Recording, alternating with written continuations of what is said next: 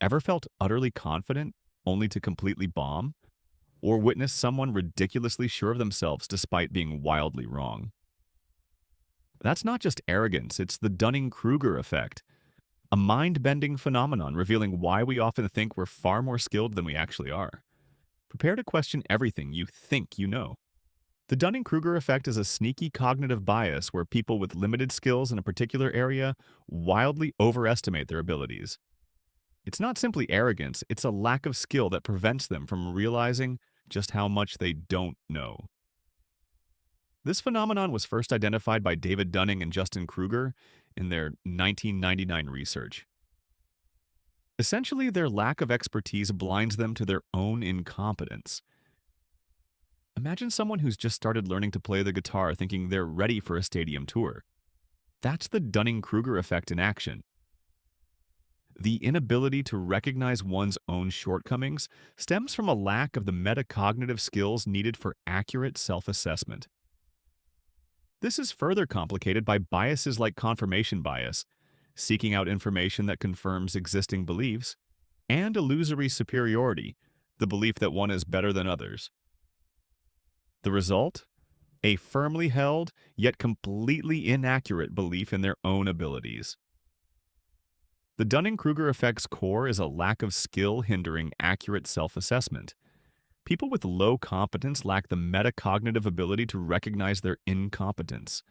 This deficiency is amplified by cognitive biases like confirmation bias, favoring information confirming existing beliefs, and illusory superiority, overestimating oneself compared to others.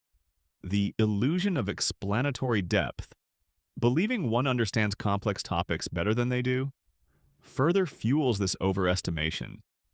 The classic Dunning-Kruger graph visually represents this: a curve showing perceived competence peaking at low actual competence, followed by a valley of despair as skill improves and self-perception becomes more realistic. This bias manifests in everyday life, from social media posts showcasing inaccurate expertise to workplace conflicts stemming from inflated self-assessments. The consequences can be severe, especially in high-stakes fields. Overcoming this requires proactive self-assessment through seeking feedback and identifying weaknesses. Continuous learning and a commitment to lifelong development are crucial, tempered by humility. Mentorship and peer review offer valuable external perspectives for a more accurate self-evaluation. The classic Dunning-Kruger graph vividly illustrates this phenomenon. It depicts a double curve, showcasing the relationship between actual competence and perceived competence. At the lowest levels of actual skill, perceived competence is surprisingly high. Individuals significantly overestimate their abilities. This peak represents the hallmark of the Dunning-Kruger effect, the confident novice. As skill improves, perceived competence dips into what's often called the valley of despair. This is where individuals begin to realistically assess their limitations, realizing how much they still need to learn. The curve then rises again as competence increases, ultimately approaching a point where perceived competence aligns more closely with actual skill. The graph powerfully visualizes how a lack of skill prevents accurate self-assessment, and the journey of self-improvement often involves confronting this initial overconfidence. Educational institutions and workplaces hold a crucial role in mitigating the Dunning-Kruger effect. To foster self-awareness, they should prioritize constructive feedback mechanisms. This includes regular performance reviews emphasizing both strengths and weaknesses, 360-degree feedback from peers and superiors, and opportunities for self-reflection through journaling or reflective practice. Furthermore, incorporating self-assessment tools into curricula and training programs can help individuals gauge their actual skills against their perceived abilities. Cultivating a culture that values continuous learning is also vital. This means providing ample opportunities for professional development, encouraging curiosity and exploration, and normalizing the process of identifying and addressing skill gaps. Finally, mentorship programs and peer learning initiatives can provide valuable external perspectives, promoting a more accurate self-perception and mitigating the overconfidence often associated with the Dunning-Kruger effect.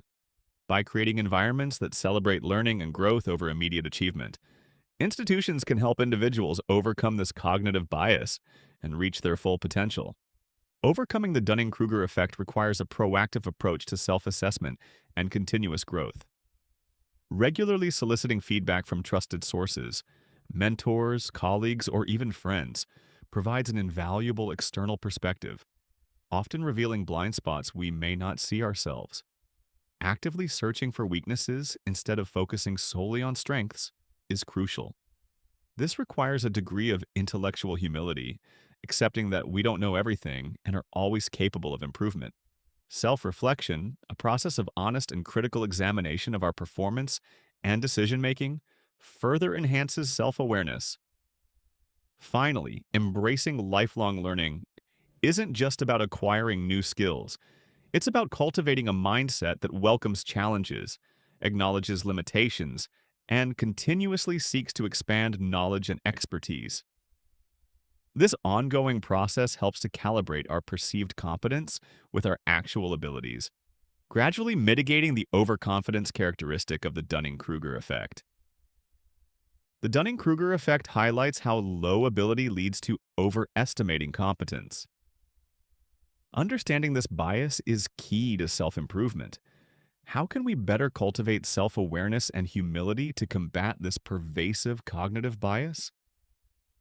Share your thoughts in the comments.